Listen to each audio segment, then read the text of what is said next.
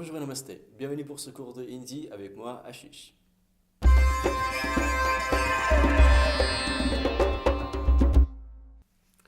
coup, je vais commencer par vous rappeler les pronoms qu'on a déjà fait dans les vidéos précédentes. Donc, mais, je, vos, il ou bien elle, hum, nous, आप, vous, वे, il ou elle pluriel. Donc, quand on conjugue avec ces pronoms, mais, hum, vos, है. Donc, je suis, il est. Il y a quelque chose qui est important ici, c'est de se rappeler qu'il y a une nasalité à la fin de mais et hum. Mais on ne prononce pas entièrement le N. Il y a la nasalité, mais on ne prononce pas entièrement. Donc, mais, hum, vos, है. Donc, avec है, il n'y a pas de nasalité. Donc, ça, il faut faire attention parce que sinon, on peut se confondre entre les deux conjugaisons. Donc, mais, hum, je suis, vos, है, il est, ou bien elle est, hum, हैं. Il y a encore la nasalité ici. Donc, nous sommes, hum, हैं, आप हैं, vous êtes, et वे हैं, ils sont ou elles sont.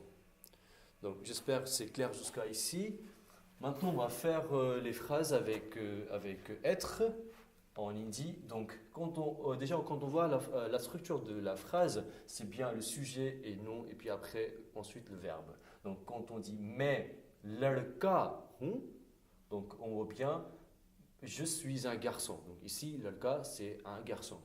Donc, si vous vous rappelez, je vous ai dit que la plupart des noms en hindi qui se terminent avec A, les noms sont les noms masculins. Et les noms qui se terminent avec I sont les noms féminins. Donc, ladka, on sait très bien que c'est un garçon. Et si je prends le même nom, si je dis ladki, c'est une fille. Après, bien sûr, ce n'est pas une règle universelle, mais ça nous aide en fait à reconnaître beaucoup de noms en hindi. Donc, mais, ladka हूँ, je suis un garçon. मैं लड़की हूँ, je suis une fille. Deuxième exemple, वो राज है. Il est Raj ou bien c'est Raj. Donc Raj, c'est un prénom très très courant pour les garçons en Inde. C'est parmi les noms, les prénoms les plus courants, on va dire, en Inde. Donc il est Raj. Hum khush hain. Donc khush, ici, ça veut dire heureux. Donc nous sommes heureux. Donc ça, c'est pour vous aider pour voir un peu la structure de phrases, comment on compose. Du coup, vous avez d'abord le sujet, ensuite vous avez le nom et ensuite vous avez le verbe. Donc ça, c'est vraiment les phrases très simples et très basiques, mais il faut quand même les pratiquer un peu pour voir qu'est-ce que ça donne. Donc je vais répéter encore une fois. Mais ladka हूँ, वो राज है, हम खुश हैं.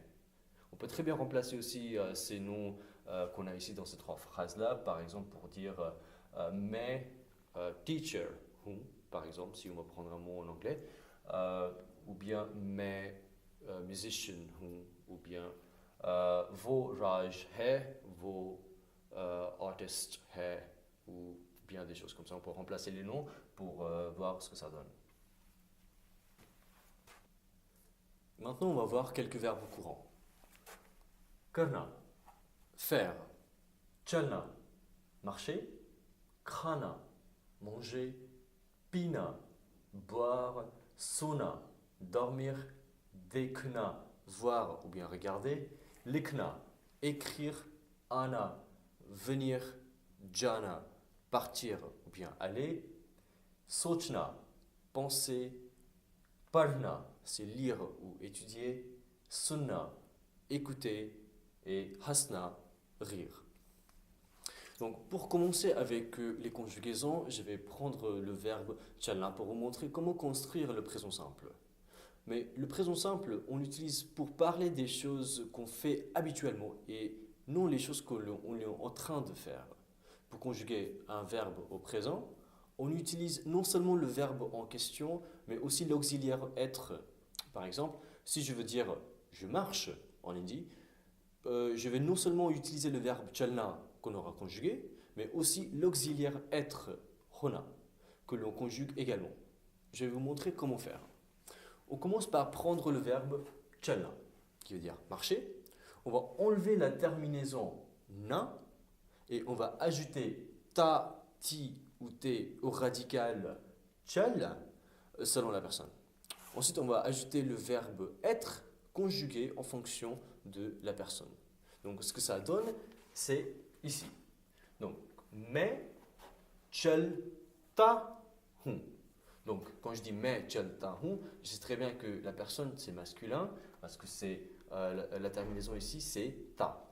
Donc, et à la fin, on ajoute hun selon la personne, parce que c'est la première personne. Donc, mais, hun, comme on a vu dans les conjugaisons avant, mais, chal, ta, hun. Donc, je marche. Encore, je vous rappelle, c'est ce que je fais par l'habitude. Ce n'est pas ce que je suis en train de faire.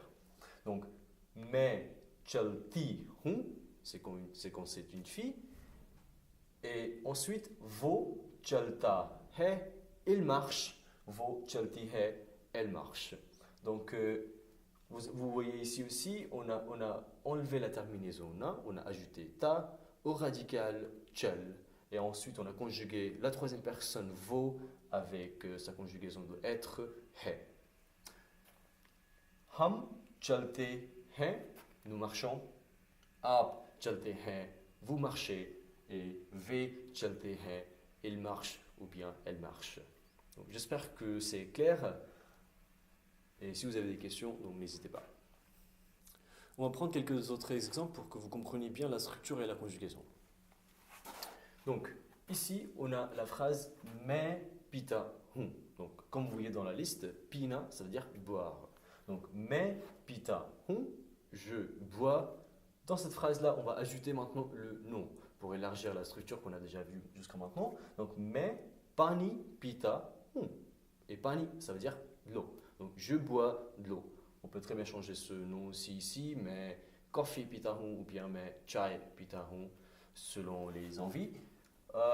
Vo TV dekti hai. Donc, dekna, c'est-à-dire regarder ou bien voir. Donc, elle regarde.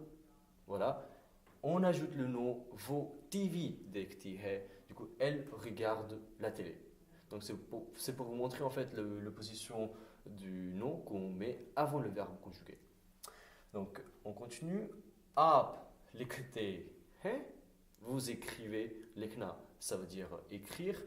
Ab patre lekte hai. Donc, patre, ça veut dire une lettre. Donc, vous écrivez une lettre. Ou ab kahani lekte hai. Kahani, ça veut dire une histoire ou bien une nouvelle. Donc, vous écrivez une histoire ou une nouvelle. À la fin, vous avez ve khana khate hai. Donc, il y a quelque chose de drôle dans cette phrase, c'est khana, comme on voit, ça veut dire manger. Mais khana, c'est un mot qui veut dire aussi à la fois, c'est aussi à la fois un nom, mais aussi un verbe. Du coup, le premier khana ici dans la phrase, c'est bien sûr c'est le nom, et le deuxième, c'est le verbe conjugué. Donc, quand je dis ve khate hai, ça veut dire tout simplement qu'il mange ou elle mange au pluriel. Et quand je dis ve khana khate hai, du coup, il mange ce qui est sur la table. Donc, khana, ça veut dire tout ce qui est la nourriture, c'est khana. Mais c'est aussi en même temps le verbe, l'infinitif qui veut dire manger. Donc, il mange la nourriture. Donc, merci d'avoir regardé cette vidéo jusqu'à la fin. Essayez de faire quelques phrases par vous-même et les mettre dans les commentaires. Si vous avez des questions, n'hésitez pas. C'est tout pour aujourd'hui. Fait le melengue. À bientôt.